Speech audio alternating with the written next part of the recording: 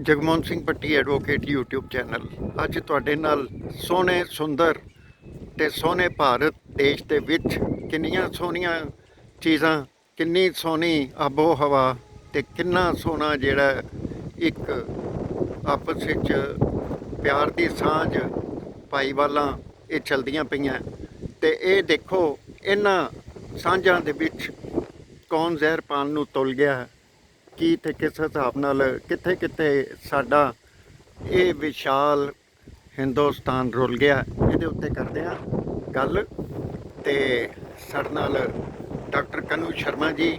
Welcome Kanu Sharma ji. ਸਤਿ ਸ਼੍ਰੀ ਅਕਾਲ sir. ਸਾਰੇ ਸਰੋਤਿਆਂ ਨੂੰ ਮੇਰੇ ਬਹੁਤ ਧੰਨਵਾਦ ਕਿ ਤੁਸੀਂ ਸਾਡਾ ਚੈਨਲ ਦੇਖਦੇ ਹੋ, ਸਬਸਕ੍ਰਾਈਬ ਕੀਤਾ ਹੋਇਆ ਹੈ। ਤੇ ਅਸੀਂ ਜਿਵੇਂ ਹਰ ਵਾਰ ਲੋਕ ਹਿੱਤ ਦੇ ਵਿੱਚ ਗੱਲ ਕਰਦੇ ਹਾਂ, ਉਸੇ ਤਰ੍ਹਾਂ ਅੱਜ ਇੱਕ ਟੌਪਿਕ ਤੇ ਗੱਲ ਕਰਾਂਗੇ। ਹਾਂਜੀ ਸਰ। ਡਾਕਟਰ ਸਾਹਿਬ, ਤੁਸੀਂ ਜਿਹੜਾ ਇਹ ਭਗਵੰਤ ਮਾਨ ਦੀ ਟਸਲ ਹੋਈ ਹੈ ਗਵਰਨਰ ਪੰਜਾਬ ਨਾਲ, ਇਹਦੇ ਉੱਤੇ ਤੁਹਾਡਾ ਕੀ ਆਪਣਾ ਪਰਸਨਲ ਵਿਊ ਹੈ? ਇਹਦੇ ਉੱਤੇ ਥੋੜਾ ਜਿਹਾ ਚਾਨਣਾ ਪਾਓ। ਸਰ ਦੇਖੋ, ਹਰ ਸਰਕਾਰ ਦੇ ਵਿੱਚ ਜਿਹੜਾ ਹੈ ਇਹ ਇੰਨੀ ਟਸਲਬਾਜੀ ਜਾਂ ਕਹਿ ਲਓ ਫ੍ਰਿਕਸ਼ਨ ਜਿਹੜੀ ਹੈ ਹੁੰਦੀ ਰਹਿੰਦੀ ਹੈ। This is very normal. ਦਰਅਸਲ ਗੱਲ ਇਹ ਹੁੰਦੀ ਹੈ ਕਿ ਜਿਹੜੀ ਸਟੇਟ ਦੇ ਵਿੱਚ ਕੇਂਦਰੀ ਸਰਕਾਰ ਨਹੀਂ ਹੁੰਦੀ, ਜਿਹੜੇ ਰਾਜ ਦੇ ਵਿੱਚ ਕੇਂਦਰੀ ਸਰਕਾਰ ਨਹੀਂ ਹੁੰਦੀ, ਉਹਨਾਂ ਦੀ ਸਰਕਾਰ ਨਹੀਂ ਬਣੀ ਹੁੰਦੀ, ਉਹ ਡੈਫੀਨੇਟਲੀ ਟੰਗ ਅੜਾਉਂਦੇ ਰਹਿੰਦੇ ਆ, ਕੋਈ ਨਾ ਕੋਈ ਜੋ ਹੈ ਇੰਟਰਫੇਰੈਂਸ ਕਰਦੇ ਰਹਿੰਦੇ ਹੈ। ਤੇ ਸਿਮਿਲਰਲੀ ਪੰਜਾਬ ਦਾ ਵੀ ਇਹੀ ਕੇਸ ਹੈ। ਆਮ ਆਦਮੀ ਪਾਰਟੀ ਦੀ ਸਰਕਾਰ ਹੈ ਪੰਜਾਬ ਦੇ ਵਿੱਚ, ਜਿਹਦੇ ਕਰਕੇ ਕੇਂਦਰੀ ਸਰਕਾਰ ਜਿਹੜੀ ਹੈ, ਭਾਜਪਾ ਦੀ ਸਰਕਾਰ ਹੈ ਜਿਹੜੀ, ਉਹ ਟਾਈਮ ਐਂਡ ਅਗੇਨ ਜਿਹੜਾ ਹੈ ਇੰਟਰਫੇਅਰ ਕਰਦੀ ਹੈ, ਇੰਟਰਪਟ ਕਰਦੀ ਹੈ। ਉਸੇ ਤਰ੍ਹਾਂ ਸੈਸ਼ਨ ਬੁਲਾਏ ਜਾਣ 'ਤੇ ਜਿਹੜਾ ਹੈ ਗਵਰਨਰ ਨੇ ਇਹਦੇ ਵਿੱਚ ਜਿਹੜਾ ਹੈ ਟੰਗ ਅੜਾਈ ਤੇ ਕਿਹਾ ਕਿ ਸੈਸ਼ਨ ਨਹੀਂ ਬੁਲਾਇਆ ਜਾਏਗਾ। ਤੇ ਜਾਣਬੁੱਝ ਕੇ ਜਿਹੜੀ ਟਵਿੱਟਰ ਦੀ ਲੈਂਗੁਏਜ ਹੈ ਉਹਨੂੰ ਗਲਤ ਦੱਸ ਕੇ ਉਹਨਾਂ ਨੇ ਬਜਟ ਸੈਸ਼ਨ ਨਹੀਂ ਬੁਲਾਇਆ, ਜਿਹਨੂੰ ਚੈਲੰਜ ਕੀਤਾ ਗਿਆ ਸੁਪਰੀਮ ਕੋਰਟ ਦੇ ਵਿੱਚ। ਤੇ ਨਾਲ ਹੀ ਸੁਪਰੀਮ ਕੋਰਟ ਨੇ ਦੋਨੋਂ ਧਿਰਾਂ ਨੂੰ ਫਟਕਾਰ ਲਗਾਈ ਕਿ ਕਿਵੇਂ ਜਿਹੜਾ ਹੈ ਗਵਰਨਮੈਂਟ ਨੂੰ ਹਾਰਮਨੀ 'ਚ ਚੱਲਣਾ ਚਾਹੀਦਾ ਹੈ, ਬੈਲੈਂਸ ਬਣਾ ਕੇ ਚੱਲਣਾ ਪਏਗਾ। ਉਹਨਾਂ ਨੂੰ ਪਬਲਿਕ ਇੰਟਰਸਟ 'ਚ ਜਦੋਂ ਗੱਲ ਚੱਲ ਰਹੀ ਹੈ ਤਾਂ ਪਾਰਟੀਬਾਜੀ ਨਹੀਂ ਦੇਖਣੀ ਚਾਹੀਦੀ। ਤੇ governor is bound by aid and advice of council of ministers headed by CM of course. ਤਾਂ ਜੇ ਉਹਨਾਂ ਨੇ ਕੋਈ ਸੈਸ਼ਨ ਲਈ ਰਿਕੁਐਸਟ ਕੀਤੀ ਹੈ, ਔਰ ਸਭ ਤੋਂ ਇੰਪੋਰਟੈਂਟ ਗੱਲ ਹੈ ਬਜਟ ਸੈਸ਼ਨ ਹੈ ਵਿਚ can not be ignored. So of constitutional importance ਦੇ ਗੱਲ ਦੀ ਜੇ ਕੋਈ ਵੀ ਸੈਸ਼ਨ ਬੁਲਾਇਆ ਗਿਆ ਤਾਂ ਡੈਫੀਨੇਟਲੀ ਗਵਰਨਰ ਨੂੰ ਉਹਦੇ ਲਈ ਹਾਂ ਕਰਨੀ ਹੀ ਪਏਗੀ। ਸੰਵਿਧਾਨ ਦੇ ਅੰਡਰ ਜਿਹੜਾ ਹੈ ਉਹਨਾਂ ਦਾ ਇਹ ਫਰਜ਼ ਬਣਦਾ ਹੈ, ਤਾਂ ਉਹਨਾਂ ਦੀ ਡਿਊਟੀ ਹੈ। ਗਵਰਨਰ ਸਾਹਿਬ ਦਾ ਇਹ ਕਹਿਣਾ ਕਿ ਮੈਂ ਲੀਗਲ ਓਪੀਨੀਅਨ ਲਵਾਂਗਾ, ਇਹ ਕਿੱਥੋਂ ਤੱਕ ਜਾਇਜ਼ ਸੀ? ਸਰ ਇਹ ਵਨ ਆਫ ਦੀ ਐਕਸਕਿਊਜ਼ਸ ਨੇ ਟੂ ਡਿਲੇ ਦੀ ਪ੍ਰੋਸੈਸ। ਕਿ ਇਹਨਾਂ ਦੀ ਜਦੋਂ ਉਹੀ ਗੱਲ ਆ ਗਈ ਕਿ ਜਦੋਂ ਅਸੀਂ ਕਹਿੰਦੇ ਕੰਨ ਸਿੱਧਾ ਨਹੀਂ ਫੜ ਸਕਦੇ ਤਾਂ ਪੁੱਠੇ ਪਾਸਿਓਂ ਫੜਨ ਦੀ ਕੋਸ਼ਿਸ਼ ਕੀਤੀ ਗਈ ਹੈ ਕਿ ਕਿਸੇ ਤਰ੍ਹਾਂ ਸਰਕਾਰ ਨੂੰ ਹਰਾਸ ਕੀਤਾ ਜਾਏ, ਉਹਨਾਂ ਨੂੰ ਇਹ ਦੱਸਿਆ ਜਾਏ ਕਿ ਤੁਹਾਡੇ ਬਸ ਦੀ ਗੱਲ ਨਹੀਂ ਹੈ ਸਰਕਾਰ ਚਲਾਉਣਾ ਆਮ ਆਦਮੀ ਪਾਰਟੀ ਦੇ, ਤੇ ਉਹਨਾਂ ਨੂੰ ਡੀਮੋਰਲਾਈਜ਼ ਕਰਨ ਲਈ ਤੇ ਉਹਨਾਂ ਨੂੰ ਕੰਮ ਨਾ ਕਰਨ ਲਈ ਵੀ ਅਸੀਂ ਤੁਹਾਨੂੰ ਕੰਮ ਨਹੀਂ ਕਰਨ ਦੇਣਾ, ਉਹਦੇ ਵਿੱਚ ਜਿਹੜਾ ਹੈ ਅੜਚਨ ਪਾਉਣ ਲਈ ਇਹ ਸਭ ਕਰਦੇ ਆ ਜੀ। ਜਿਹੜਾ ਲੈਫਟੀਨੈਂਟ ਗਵਰਨਰ ਦਿੱਲੀ ਤੇ CM ਕੇਜਰੀਵਾਲ ਦਾ ਜਿਹੜਾ ਟਸਲ ਚੱਲਦਾ ਰਿਹਾ ਹੈ, ਕਿ ਉਹ ਇਸ ਦਿਸ਼ਾ ਵੱਲ ਪੰਜਾਬ ਵੱਲ ਕਦਮ ਨਹੀਂ ਸਨ ਵੱਧ ਰਹੇ? ਬਿਲਕੁਲ ਸਰ। ਦੇਖੋ, ਜਿਸ ਤਰ੍ਹਾਂ ਇਹ ਕੋਸ਼ਿਸ਼ ਕਰ ਰਹੇ ਹੈ ਸਰਕਾਰ ਚਲਾਉਣ ਦੀ ਆਪਣੇ ਨਵੀਂ ਪ੍ਰੋਵੀਜ਼ਨਸ ਨਾਲ, ਕੋਈ ਐਕਸਾਈਜ਼ ਪਾਲਿਸੀ ਨਾਲ, ਜਾਂ ਕੋਈ ਨਵਾਂ ਜੋ ਵੀ ਪ੍ਰਾਵਧਾਨ ਇਹ ਲੈ ਕੇ ਆਉਂਦੇ ਆ ਦਿੱਲੀ ਮਾਡਲ ਦੇ ਉੱਤੇ ਪੰਜਾਬ ਦੇ ਵਿੱਚ ਵੀ ਲਾਗੂ ਕੀਤਾ ਜਾਂਦਾ ਹੈ। ਸਿੱਖਿਆ, ਸਿਹਤ, ਫ੍ਰੀ ਬਿਜਲੀ, ਪਾਣੀ ਐਟਸੈਟਰਾ, ਇਹ ਸਭ ਸਾਰੇ ਕੋਸ਼ਿਸ਼ਾਂ ਨੇ ਕਿ ਆਮ ਆਦਮੀ ਪਾਰਟੀ ਦਾ ਜਿਹੜਾ ਮਾਡਲ ਹੈ ਉਹ ਸਕਸੈਸਫੁਲ ਹੋ ਜਾਏ ਕੁਝ ਸਟੇਟਸ ਦੇ ਵਿੱਚ। ਲੇਕਿਨ ਕੇਂਦਰੀ ਸਰਕਾਰ ਟਾਈਮ ਐਂਡ ਅਗੇਨ ਜਿਹੜਾ ਹੈ ਉਹ ਪੁਰਾਣੇ ਜਿਹੜਾ ਮੈਥਡ ਹੈ ਉਹਦੇ ਅਕੋਰਡਿੰਗ ਚੱਲਣਾ ਚਾਹੁੰਦੀ, ਜਿਹਦੇ ਕਰਕੇ ਇਹ ਪ੍ਰੋਬਲਮਸ ਆਉਂਦੀਆਂ ਤੇ ਆਪਣਾ ਕੰਮ ਨਹੀਂ ਕਰ ਪਾਉਂਦੇ। ਸਤਿਆਪਾਲ ਮਲਿਕ ਜੀ ਗਵਰਨਰ ਨੇ, BJP ਗਵਰਨਮੈਂਟ ਦੇ ਸਥਾਪਤ ਗਵਰਨਰ ਨੇ, ਔਰ ਉਹਨਾਂ ਨੇ ਕਈ ਵਾਰੀ ਇਹਨਾਂ ਨੂੰ ਨਸੀਹਤ ਤੇ ਫਜ਼ੀਹਤ ਦੋਨੋਂ ਚੀਜ਼ਾਂ ਦਿੱਤੀਆਂ। ਉਹਦੇ ਉੱਤੇ ਸਰਕਾਰ ਨੇ ਅਮਲ ਕਰਨਾ ਹੈ ਜਾਂ ਨਹੀਂ ਕਰਨਾ, ਇਹਦੇ ਉੱਤੇ ਤੁਸੀਂ ਕਿਵੇਂ ਤੇ ਕਿਸ ਹਿਸਾਬ ਨਾਲ ਸੋਚਦੇ ਹੋ? ਸਰ ਇਹ ਦੇਖੋ, ਇੰਟਰਫੇਰੈਂਸ ਮੈਂ ਤੁਹਾਨੂੰ ਪਹਿਲੇ ਦੱਸਿਆ ਕਿ ਗਵਰਨਰ ਦਾ ਇਹ ਕਹਿਣਾ ਕਿ ਅਸੀਂ ਲੀਗਲ ਓਪੀਨੀਅਨ ਲਵਾਂਗੇ ਤੇ ਤੁਹਾਨੂੰ ਅਲਾਓ ਨਹੀਂ ਕਰਾਂਗੇ ਹਜੇ ਬਜਟ ਲੈ ਕੇ ਆਉਂਦਾ, ਇਹ ਸਭ ਸਿਰਫ ਡਿਲੇ ਕਰ ਸਕਦਾ ਪ੍ਰੋਸੈਸ, ਇਹ ਰੋਕ ਨਹੀਂ ਸਕਦਾ। ਕਿਉਂਕਿ ਸੰਵਿਧਾਨਿਕ ਜਿਹੜੀ ਡਿਊਟੀ ਉਹਨਾਂ ਦੀ ਬਣਦੀ ਹੈ ਉਹ ਉਹਨਾਂ ਨੇ ਕਾਲ ਕਰਨਾ ਹੀ ਹੈ session. They can not deny it. Once they can deny it, they can go for reconsideration once, but second time they have to say yes because they are like rubber stamp, they are like puppet of the central government. So definitely ਇਹ ਥੋੜ੍ਹਾ ਬਹੁਤ ਕਰਨਗੇ tassel ਜੀ। ਸਤਿਆਪਾਲ ਮਲਿਕ ਜੀ ਨੇ ਇੱਕ ਗੱਲ ਬੜੀ ਸਾਫ਼ ਤੇ ਸਪਸ਼ਟ ਤੌਰ ਤੇ ਕਹੀ ਹੈ, ਪੰਜਾਬ ਜੇ ਭਾਰਤ ਦਾ ਹਿੱਸਾ ਨਹੀਂ ਤਾਂ ਭਾਰਤ ਗੁਲਾਮੀ ਵੱਲ ਵੱਧ ਸਕਦਾ ਹੈ। ਇਹਦੇ ਨਾਲ ਤੁਸੀਂ ਕਿੰਨੇ ਕੁ ਸਹਿਮਤ ਹੋ? ਸਰ ਉਹਨਾਂ ਦਾ ਇਹ ਸਟੇਟਮੈਂਟ ਮੈਨੂੰ ਤਾਂ ਬਿਲਕੁਲ ਬੇਬੁਨਿਆਦ ਲੱਗਦੀ ਹੈ, ਕਿਉਂਕਿ ਪੰਜਾਬ ਨੂੰ ਅਲੱਗ ਕਰਨ ਦਾ ਜਿਹੜਾ ਅਟੈਂਪਟ ਹੈ ਕਰ ਵੀ ਕੇਂਦਰੀ ਸਰਕਾਰ ਹੀ ਰਹੀ ਹੈ। ਜਿਸ ਤਰ੍ਹਾਂ ਦੀ ਫੋਰਸਿਸ ਜਿਹੜੀਆਂ ਹੈ, ਸੈਂਟਰਲ ਫੋਰਸਿਸ ਪੰਜਾਬ ਦੇ ਵਿੱਚ ਕੰਮ ਕਰ ਰਹੀਆਂ ਹੈ ਟੂ ਕ੍ਰੀਏਟ ਡਿਵਾਈਡ ਐਂਡ ਜਿੱਦਾਂ ਕੁਛ ਇੱਦਾਂ ਦੇ ਐਂਟੀ ਸੁਸਾਇਟੀ ਐਲੀਮੈਂਟਸ ਜਿਹੜੇ ਉਹਨਾਂ ਨੇ ਪਾਏ ਆ ਕੇਂਦਰੀ ਸਰਕਾਰ ਨੇ ਪੰਜਾਬ ਦੇ ਵਿੱਚ ਇੱਥੇ ਦੀ ਅਮਨ ਸ਼ਾਂਤੀ ਭੰਗ ਕਰਨ ਲਈ, ਉਹ ਇਟਸੈਲਫ ਸ਼ੋ ਕਰਦਾ ਕਿ ਖੁਦ ਹੀ ਚਾਹੁੰਦੇ ਕਿ ਪੰਜਾਬ ਦੀ ਅਮਨ ਸ਼ਾਂਤੀ ਭੰਗ ਹੋਵੇ, ਇੱਥੇ ਲਾਅ ਐਂਡ ਆਰਡਰ ਸਿਚੁਏਸ਼ਨ ਇੰਨੀ ਖਰਾਬ ਹੋ ਜਾਏ ਤੇ ਕਿ ਉਹ ਪ੍ਰੂਵ ਕਰ ਦੇਣ ਕਿ Aam Aadmi party is a failure. ਇਹ ਜਿਹੜੀਆਂ 40 ਕੰਪਨੀਆਂ ਪੈਰਾਮਿਲਟਰੀ ਫੋਰਸਿਸ ਦੀਆਂ ਪੰਜਾਬ ਦੇ ਵਿੱਚ ਲਗਾਈਆਂ ਜਾ ਰਹੀਆਂ, ਇਹ ਇਸੇ ਦਿਸ਼ਾ ਵੱਲ ਵੱਧਦਾ ਕਦਮ ਹੈ? ਤੁਸੀਂ ਇਸ ਨੂੰ ਸਹੀ ਠਹਿਰਾਉਂਦੇ ਹੋ ਵੀ ਇਹ ਪੰਜਾਬ ਦੀ ਸ਼ਾਂਤੀ ਭੰਗ ਕਰਨ ਵੱਲ ਇਹ ਇੱਕ ਅਹਿਮ ਕਦਮ ਹੈ ਕੇਂਦਰ ਗਵਰਨਮੈਂਟ ਦਾ? ਬਿਲਕੁਲ ਸਰ, ਦੇਖੋ ਬੜੇ ਸਾਰੇ ਇੱਦਾਂ ਦੇ ਸਿਚੁਏਸ਼ਨਸ ਹੋਈਆਂ ਜਿਹੜੀ ਅਸੀਂ ਚੈਨਲ ਤੇ ਵੀ ਗੱਲ ਕਰ ਸਕਦੇ ਹਾਂ ਕਿ ਮੋਹਾਲੀ ਦੇ ਵਿੱਚ ਇਨਸੀਡੈਂਟ ਹੋਇਆ, ਦੈਨ ਸਿੱਧੂ ਮਰਡਰ ਕੇਸ ਹੋਇਆ, ਫਿਰ ਦੈਨ ਅਜਨਾਲਾ ਵਾਲਾ ਇਨਸੀਡੈਂਟ ਜਿਹੜਾ ਲੇਟੈਸਟ ਹੋਇਆ ਹੈ, proactive role of Amritpal Bhullar, ਇਸ ਤਰ੍ਹਾਂ ਦੀ ਜਿਹੜੀ ਚੀਜ਼ਾਂ ਹੋ ਰਹੀਆਂ ਸਰ, ਇਹ ਸਾਰਾ ਇੱਕ ਵਿਸ਼ਿਅਸ ਸਰਕਲ ਹੈ ਸਰ। ਇਹ ਹੌਲੀ ਹੌਲੀ ਜਿਹੜਾ ਹੈ ਟਰਮੋਇਲ ਦੀ ਤਰ੍ਹਾਂ ਮਤਲਬ ਇੱਕ ਨਾ ਫੈਲੇਗਾ, ਇਸ ਤਰ੍ਹਾਂ ਕਿ ਮਤਲਬ ਸਾਨੂੰ ਪਤਾ ਵੀ ਨਹੀਂ ਲੱਗੇਗਾ ਪੰਜਾਬ ਦੇ ਵਿੱਚ ਕਦੋਂ ਅਮਨ ਸ਼ਾਂਤੀ ਇੰਨੀ ਬੁਰੀ ਤਰ੍ਹਾਂ ਭੰਗ ਹੋ ਜਾਏਗੀ ਤੇ ਕਿਤੇ ਮਤਲਬ ਰੱਬ ਨਾ ਕਰੇ ਇਹੋ ਜਿਹੀ ਸਿਚੁਏਸ਼ਨ ਆ ਜਾਏ ਕਿ 1984 ਵਾਲਾ ਜਿਹੜਾ ਪੀਰੀਅਡ ਦੁਆਰਾ ਰਿਪੀਟ ਹੋ। ਇੱਕ ਚੀਜ਼ ਦੇਖੋ, ਇੰਟਰਨੈਸ਼ਨਲ ਬਾਰਡਰ ਦੇ ਉੱਤੇ ਸੈਂਟਰਲ ਗਵਰਨਮੈਂਟ ਦੀਆਂ ਸਿਕਿਉਰਿਟੀ ਫੋਰਸਿਸ ਨੇ, ਸਾਰਾ ਕੁਝ ਹੈ, ਲੇਕਿਨ ਰੋਜ਼ ਖਬਰ ਜਾਂ ਦੂਜੇ ਤੀਜੇ ਦਿਨ ਬਾਅਦ ਖਬਰ ਆ ਜਾਂਦੀ ਹੈ ਡਰੋਨ ਨੇ ਐਂਟਰੀ ਕੀਤੀ, ਡਰੋਨ ਮਾਰ ਗਨਾਇਆ, ਡਰੋਨ ਨੂੰ ਮਾਰ ਕੇ ਭਜਾ ਦਿੱਤਾ, ਡਰੋਨ ਤੋਂ ਹੀਰੋਇਨ ਗਰਾਈ ਗਈ, ਡਰੋਨ ਤੋਂ ਹਥਿਆਰ ਨਜਾਇਜ਼ ਗਰਾਏ ਗਏ। ਕਿ ਸਾਡੀ ਸਰਕਾਰ ਜਿਹੜੀ ਹੈ ਇੰਨੀ ਕੁ ਜਿਹੜੀ ਹੈ ਨਕਾਰਾ ਹੋ ਗਈ ਹੈ ਕੇਂਦਰ ਸਰਕਾਰ ਕਿ ਉਹ ਇਸ ਚੀਜ਼ ਨੂੰ ਨੱਥ ਨਹੀਂ ਪਾ ਸਕਦੀ? ਬਾਲਾਕੋਟ ਦੁਬਾਰਾ ਨਹੀਂ ਹੋ ਸਕਦਾ? ਸਰ ਮੈਂ ਇਹ ਮੰਨਦੀ ਹਾਂ ਕਿ ਜਿਹੜਾ ਪੋਲੀਟਿਕਸ ਇਜ਼ ਲਾਈਕ ਚੈਸ, ਕਿ ਇੱਥੇ ਇੱਕ ਦਾਅ ਕੇਂਦਰੀ ਸਰਕਾਰ ਖੇਲੇਗੀ ਤਾਂ ਦੂਸਰਾ ਦਾਅ ਜਿਹੜਾ ਹੈ ਰਾਜ ਸਰਕਾਰ ਖੇਲੇਗੀ। ਸੋ ਇਸੇ ਤਰ੍ਹਾਂ ਓਪੋਜ਼ਿਟ ਪਾਰਟੀਜ਼ ਦੀ ਓਪੋਜੀਸ਼ਨ ਦੇ ਵਿੱਚ ਡੇਲੀ ਕੋਈ ਨਵਾਂ ਇਨਸੀਡੈਂਟ ਹੁੰਦਾ ਹੈ, ਚਾਹੇ ਉਹ ਲਾਅ ਐਂਡ ਆਰਡਰ ਸਿਚੁਏਸ਼ਨ ਹੋਵੇ, ਚਾਹੇ ਉਹ ਗਵਰਨਰ ਦੇ ਥਰੂ ਇੰਟਰਪਸ਼ਨ ਹੋਵੇ ਜਾਂ ਜਾਣਬੁੱਝ ਕੇ ਕੋਈ ਇਨਸੀਡੈਂਟ ਕਰਾਇਆ ਜਾਏ। ਸੋ ਇਹ ਨਾਰਮਲ ਜਿਹੜਾ ਸਾਡੇ ਇੰਡੀਆ ਦੇ ਵਿੱਚ ਬਹੁਤ ਨਾਰਮਲ ਮੰਨਿਆ ਜਾ ਰਿਹਾ ਅੱਜ ਕੱਲ੍ਹ। ਹਰ ਇਹੋ ਜਿਹੀ ਸਟੇਟ ਜਿੱਥੇ ਓਪੋਜ਼ਿਟ ਪਾਰਟੀ ਹੈ, ਬੀਜੇਪੀ ਤੋਂ ਇਲਾਵਾ ਜਿਹੜੀ ਗਵਰਨਮੈਂਟਸ ਜਿਹੜੇ ਸਟੇਟਸ ਉੱਥੇ ਸਭ ਜਿਹੜਾ ਹੈ ਪ੍ਰੋਬਲਮ ਆ ਰਹੀ ਹੈ ਸਰਕਾਰ ਨੂੰ ਚਲਾਉਣ ਦੀ, ਤੇ ਸਾਡੀ ਆਮ ਆਦਮੀ ਪਾਰਟੀ ਕੋਸ਼ਿਸ਼ ਕਰ ਰਹੀ ਹੈ ਕਿ ਜਿੰਨਾ ਜ਼ਿਆਦਾ ਕੰਮ ਕਰ ਸਕੇ, ਜਿੰਨਾ ਜ਼ਿਆਦਾ ਉਹਦੇ ਅਗੇਂਸਟ ਉਹ ਕਰ ਸਕੇ, ਲੇਕਿਨ ਮੈਨੂੰ ਲੱਗਦਾ ਕਿਤੇ ਨਾ ਕਿਤੇ ਉਹਨਾਂ ਦਾ ਐਫਰਟ ਢਿੱਲਾ ਪੈ ਰਿਹਾ, ਬਿਕੋਜ਼ ਅਗੇਨ ਕੁਝ ਬਿਲਕੁਲ ਮਤਲਬ ਬਹੁਤ ਘੱਟ ਜਿਹੜੇ ਜਗ੍ਹਾ ਹੈ ਜਿੱਥੇ ਆਮ ਆਦਮੀ ਪਾਰਟੀ ਇਨ ਪਾਵਰ ਹੈ, ਚਾਹੇ ਉਹ ਨੈਸ਼ਨਲ ਪਾਰਟੀ ਦਾ ਉਹਨਾਂ ਨੂੰ ਦਰਜਾ ਮਿਲ ਚੁੱਕਾ ਹੈ because of vote share through out the country, but still ਜਿਹੜਾ ਹੈ ਸਰ ਘੱਟ ਸਟੇਟਸ ਦੇ ਵਿੱਚ ਆਮ ਆਦਮੀ ਪਾਰਟੀ ਹੋਣ ਕਰਕੇ, ਮਾਈਨੋਰਿਟੀ 'ਚ ਹੋਣ ਕਰਕੇ ਜਿਹੜਾ ਹੈ ਬੀਜੇਪੀ ਅਪਰ ਹੈਂਡ ਹਮੇਸ਼ਾ ਰੱਖਦੀ ਹੈ। ਆਮ ਆਦਮੀ ਪਾਰਟੀ ਨੇ ਇਹ ਗੱਲ ਕਹੀ ਸੀਗੀ ਸਾਫ਼ ਤੇ ਸਪਸ਼ਟ ਤੌਰ ਤੇ ਕਿ ਅਸੀਂ ਲੋਨ ਨਹੀਂ ਲਵਾਂਗੇ। ਇੰਨੀਆਂ ਸਰਕਾਰਾਂ ਨੇ ਜਿਹੜੀਆਂ ਪਿੱਛੇ ਆਈਆਂ ਉਹਨਾਂ ਨੇ ਪੰਜਾਬ ਦਾ ਲੋਨ ਬੜਾ ਵਧਾ ਦਿੱਤਾ ਹੈ ਔਰ 3.5 ਲੱਖ ਕਰੋੜ ਤੋਂ 3 ਲੱਖ ਕਰੋੜ ਕ੍ਰਾਸ ਕਰ ਰਿਹਾ ਹੈ। ਪਰ ਇਸ ਸਰਕਾਰ ਨੇ ਵੀ, ਆਮ ਆਦਮੀ ਪਾਰਟੀ ਦੀ ਸਰਕਾਰ ਨੇ ਵੀ ਕਰੀਬ 35,000 ਕਰੋੜ ਰੁਪਏ ਦਾ ਵਾਧਾ ਕਰ ਦਿੱਤਾ ਹੈ ਇਸ ਲੋਨ ਦੇ ਵਿੱਚ। ਇਹਦੇ ਬਾਰੇ ਕੁਝ ਕਹੋ ਸਰ। ਤੁਸੀਂ ਦੇਖੋ ਕਿ ਇਹ ਸਾਰੇ ਇਨਸੀਡੈਂਟਸ ਜਿਹੜੇ ਹੈ ਅਗੇਨ ਪੰਜਾਬ ਸਰਕਾਰ ਦਾ ਵੀ ਅਟੈਂਪਟ ਜਾਂਦਾ ਹੈ, ਸੈਂਟਰਲ ਫੋਰਸਿਸ ਵੀ ਇਹਦੇ ਖਿਲਾਫ ਕੁਝ ਕਰਦੀ ਹੈ, ਬਟ ਮੈਨੂੰ ਨਹੀਂ ਲੱਗਦਾ ਕਿ ਗੋਲਮੋਲ ਜਿਹੜਾ ਹੈ ਜੇ ਕੋਈ ਵੀ ਇੱਦਾਂ ਦਾ ਸੀਨ ਹੁੰਦਾ ਉਹਦਾ ਐਂਡ ਰਿਜ਼ਲਟ ਟਸ ਫ੍ਰਿਕਸ਼ਨ ਖਤਮ ਹੋਣਾ ਹੀ ਹੈ। ਬੈਲੈਂਸ ਬਣਾ ਕੇ ਹੀ ਜਿਹੜਾ ਹੈ ਅੱਗੇ ਚੱਲਣਾ ਹੈ। ਜੇ ਪੰਜਾਬ ਸਰਕਾਰ ਇਹੋ ਜਿਹਾ ਕੋਈ ਅਟੈਂਪਟ ਕਰਦੀ ਵੀ ਹੈ ਤਾਂ ਮੈਨੂੰ ਲੱਗਦਾ ਹੈ ਉਹ ਪੋਜ਼ਿਟਿਵ ਹੀ ਜਾਏਗਾ ਜੀ। ਇੱਕ ਹੁਣੇ 2 ਦਿਨ ਪਹਿਲੇ ਖਬਰ ਆ ਰਹੀ ਸੀਗੀ ਕਿ ਸੇਂਟ ਜੋਸਫ ਸਕੂਲ ਹੈ ਹੁਸ਼ਿਆਰਪੁਰ ਦੇ ਵਿੱਚ, ਉੱਥੇ ਹਿੰਦੂ ਅਤੇ ਸਿੱਖ ਬੱਚੇ ਜਿਹੜੇ ਨੇ ਉਹਨਾਂ ਨੂੰ ਜ਼ਬਰਦਸਤੀ ਜਿਹੜਾ ਕ੍ਰਿਸਚੈਨਿਟੀ ਵਿੱਚ ਕਨਵਰਟ ਕਰਨ ਦਾ ਯਤਨ ਕੀਤਾ ਜਾ ਰਿਹਾ। ਮਾਂ ਪਿਓ ਨੇ ਮੁਜ਼ਾਹਰਾ ਕੀਤਾ ਔਰ ਉਹਨਾਂ ਬੱਚਿਆਂ ਦੇ ਰਿਜ਼ਲਟ ਡਿਟੇਨ ਕਰ ਲਏ ਗਏ ਨੇ। ਇਸ ਤਰ੍ਹਾਂ ਦੀਆਂ ਕਈ ਔਕੜਾਂ ਦਾ ਸਾਹਮਣਾ ਕਰਨਾ ਪਿਆ। ਮਾਂ ਪਿਓ ਨੇ ਸਕੂਲ ਦੇ ਸਾਹਮਣੇ, ਸਕੂਲ ਦੇ ਬਾਹਰ ਜਾ ਕੇ ਪ੍ਰਦਰਸ਼ਨ ਵੀ ਕੀਤਾ ਹੈ, ਪ੍ਰਸ਼ਾਸਨ ਵੀ ਸੱਦਿਆ ਸਕੂਲ ਵਾਲਿਆਂ ਨੇ। ਕੀ ਇਹੋ ਜਿਹੇ ਹਾਲਾਤ ਦੇ ਵਿੱਚ UAPA ਲੱਗ ਸਕਦੀ ਹੈ ਪੰਜਾਬ ਸਰਕਾਰ ਵੱਲੋਂ ਜਾਂ ਕੇਂਦਰ ਸਰਕਾਰ ਵੱਲੋਂ ਜਾਂ ਨਹੀਂ? ਬਿਲਕੁਲ ਸਰ, ਕਿਉਂ ਨਹੀਂ। ਇਹ ਦੇਖੋ, ਇਹ ਬਹੁਤ ਵੱਡਾ ਮੁੱਦਾ ਆ ਗਿਆ। ਪਹਿਲਾਂ ਹੀ ਦੇਖੋ ਗੈਂਗਸਟਰ ਹੋ ਗਏ ਜਾਂ ਇੱਦਾਂ ਦੀ ਐਂਟੀ ਸਿੱਖ ਉਹ ਕਮਿਊਨਿਟੀਜ਼ ਹੋ ਗਈਆਂ, ਜਾਂ SGPC ਸੈਲਫ ਹੋ ਗਿਆ ਜਿਹੜਾ ਕਿ ਬਹੁਤ ਕੱਟੜ ਹੈ ਆਪਣੇ ਸਿੱਖ ਰਿਲੀਜਨ ਨੂੰ ਲੈ ਕੇ। ਉਸ ਤਰ੍ਹਾਂ ਅਗਰ ਇੱਦਾਂ ਦੀ ਰਿਲੀਜੀਅਸ ਬੇਸਡ ਕਨਫਲਿਕਟਸ ਹੋਣਗੇ ਤੇ ਫੋਰਸਡ ਕਨਵਰਜਨਸ ਹੋਣਗੀਆਂ ਪੁਰਾਣੇ ਟਾਈਮ ਦੀ ਤਰ੍ਹਾਂ, ਤਾਂ ਸਰ ਇਹ ਤਾਂ ਬਹੁਤ ਮੁਸ਼ਕਿਲ ਹੋ ਜਾਣਾ। ਪੰਜਾਬ ਦੀ ਸਿਚੁਏਸ਼ਨ ਨੂੰ ਕੰਟਰੋਲ ਕਰਨਾ ਬਹੁਤ ਜ਼ਰੂਰੀ ਹੈ।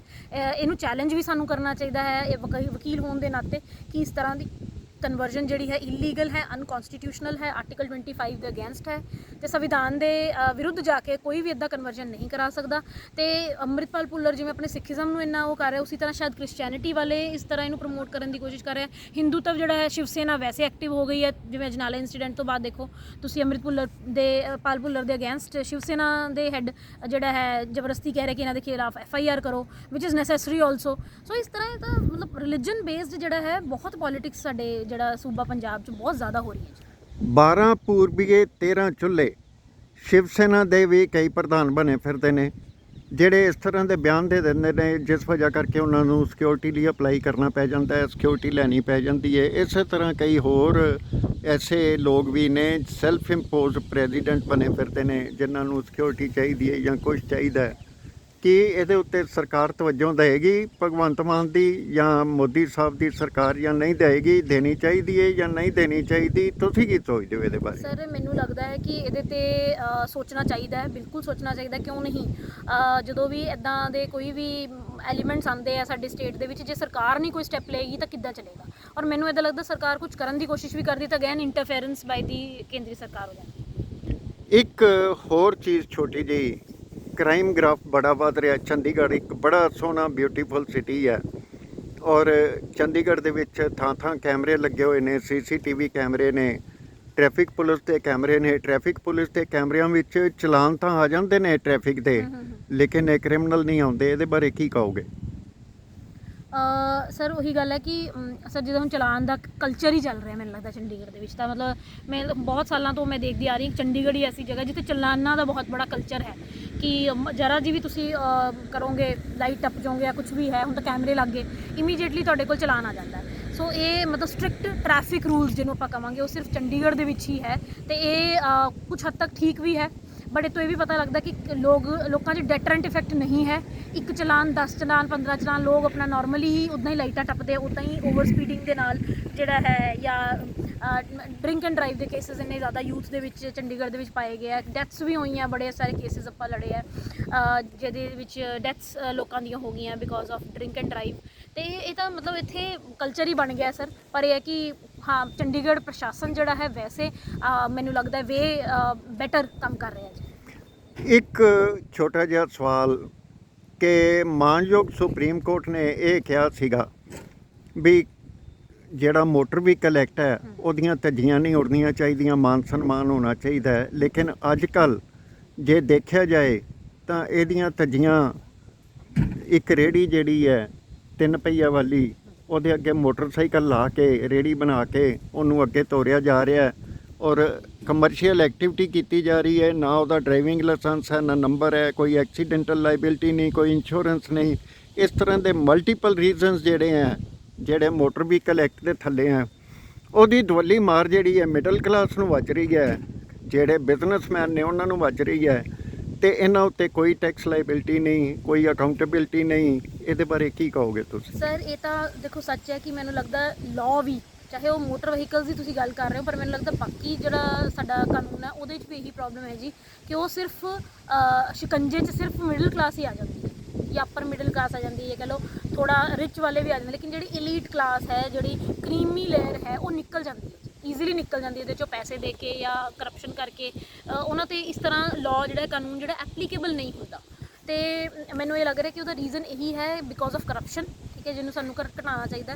ਦੂਸਰਾ ਲਿੰਕਸ, ਉਹੀ ਕਰਪਸ਼ਨ ਵਾਲੀ ਗੱਲ ਹੀ ਆ ਗਈ ਕਿ ਤੁਸੀਂ ਕੰਟੈਕਟਸ ਯੂਜ਼ ਕਰਕੇ ਆਪਣੇ ਜਿਹੜਾ ਤੁਹਾਡੇ ਖਿਲਾਫ ਉਹ ਕਾਨੂੰਨ ਅਪਲਾਈ ਨਹੀਂ ਹੁੰਦੇ।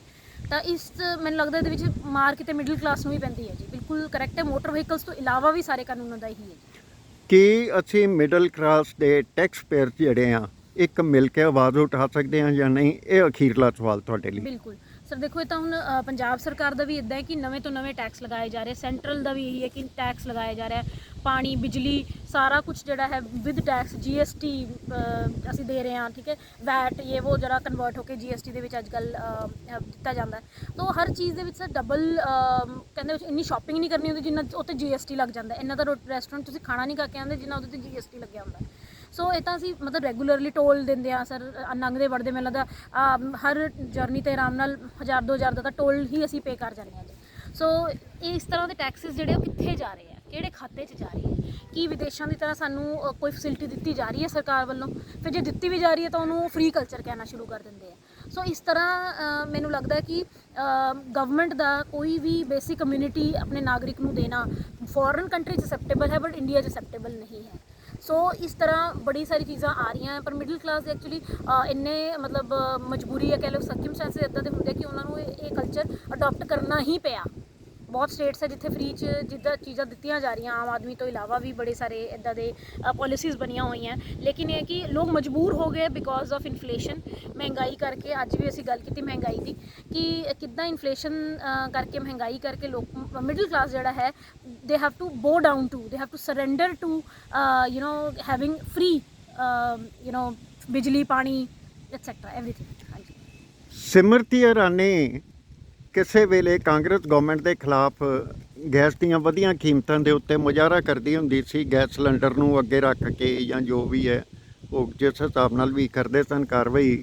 ਲੇਕਿਨ ਜਦੋਂ ਦੇ ਉਹ ਮੰਤਰੀ ਬਣੇ ਨੇ 400 ਦਾ ਸਿਲੰਡਰ ਜਦੋਂ ਜਿਹਦੇ 'ਤੇ ਉਹ ਸ਼ੁਰੂ ਹੋਏ ਸਨ ਡਿਮੋਨਸਟ੍ਰੇਟ ਕਰਨ ਲਈ, ਅੱਜ 1100 ਰੁਪਏ ਦਾ, ਅਤੇ ਆ 2 ਦਿਨ ਪਹਿਲੇ 50 ਰੁਪਏ ਹੋਰ ਵੱਧ ਗਿਆ, ਕਮਰਸ਼ੀਅਲ 350 ਵੱਧ ਗਿਆ।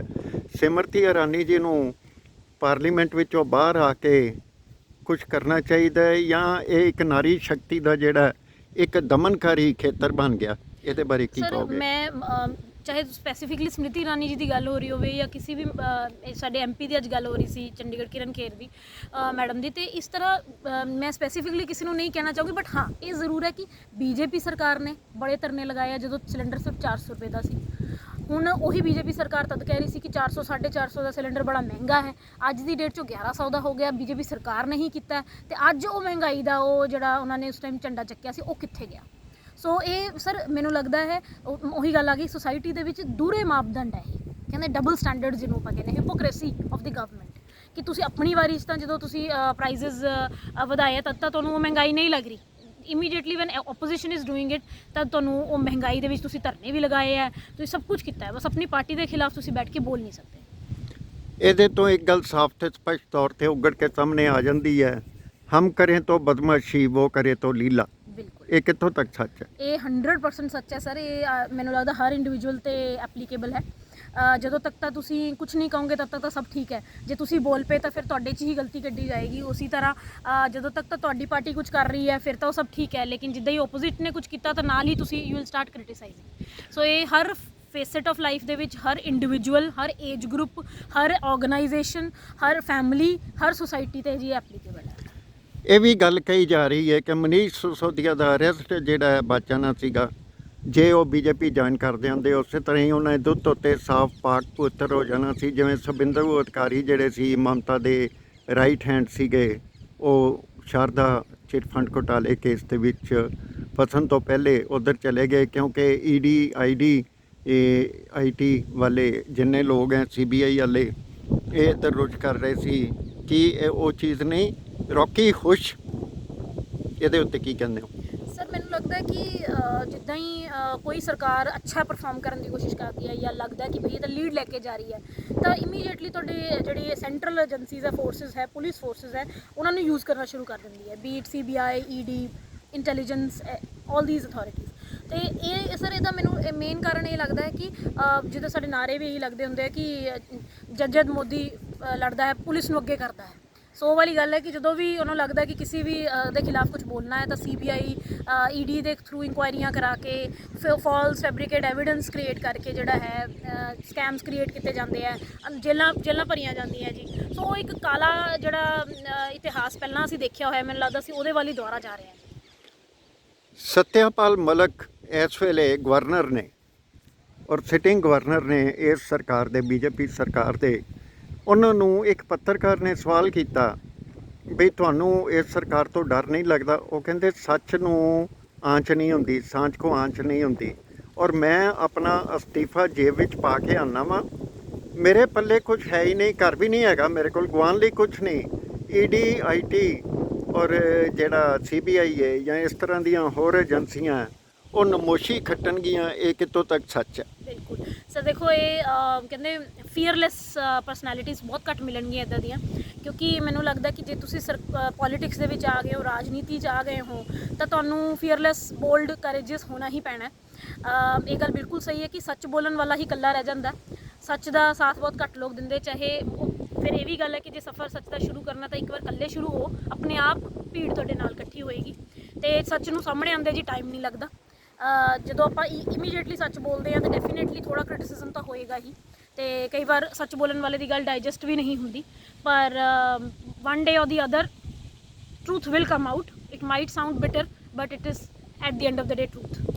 ਮਹੁਆ ਮਿੱਤਰਾ TMC ਦੀ ਬੜੀ ਇੱਕ ਧੜੱਲੇਦਾਰ MP ਹੈ ਔਰ ਉਸ ਨੇ ਪਾਰਲੀਮੈਂਟ ਦੇ ਵਿੱਚ ਕਈ ਪਾਰਲੀਮੈਂਟਰੀਅਨਸ ਨੂੰ ਸ਼ੀਸ਼ਾ ਦਿਖਾਇਆ, ਜਿਹਦੇ ਵਿੱਚ ਮੈਂ ਉਹਦੀ ਗੱਲ ਸਮ ਅਪ ਕਰਦਾ ਕਿ ਉਸ ਬੀਬਾ ਨੇ ਇਹ ਗੱਲ ਕਹੀ, ਝੂਠ फटाफट बिक गया, मैं सुबह से शाम तक बैठी रही, एक सच लेके वो भी नहीं बिका।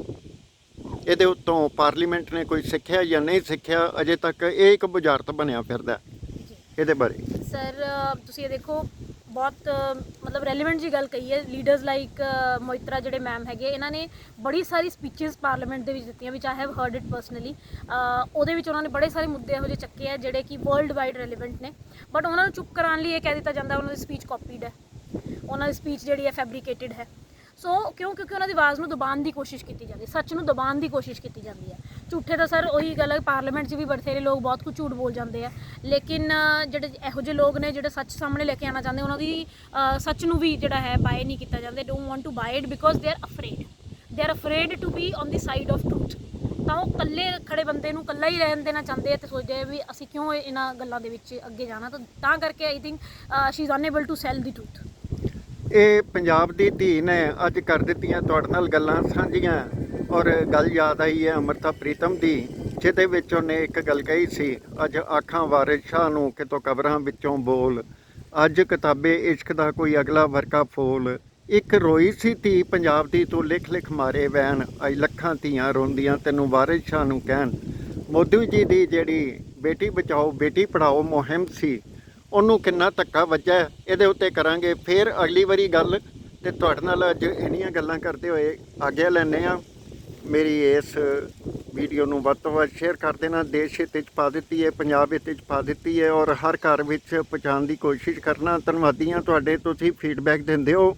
Advocate Jagmohan Singh Bhatti YouTube channel ਦੀ ਇਹ ਭੇਟ ਤੁਹਾਡੇ ਵਾਸਤੇ, ਦੇਸ਼ ਵਾਸਤੇ, ਦੇਸ਼ ਹਿੱਤ ਵਾਸਤੇ, ਪੰਜਾਬ ਵਾਸਤੇ। ਗੱਲਾਂ ਇੰਨੀਆਂ ਕੁ। Thank you.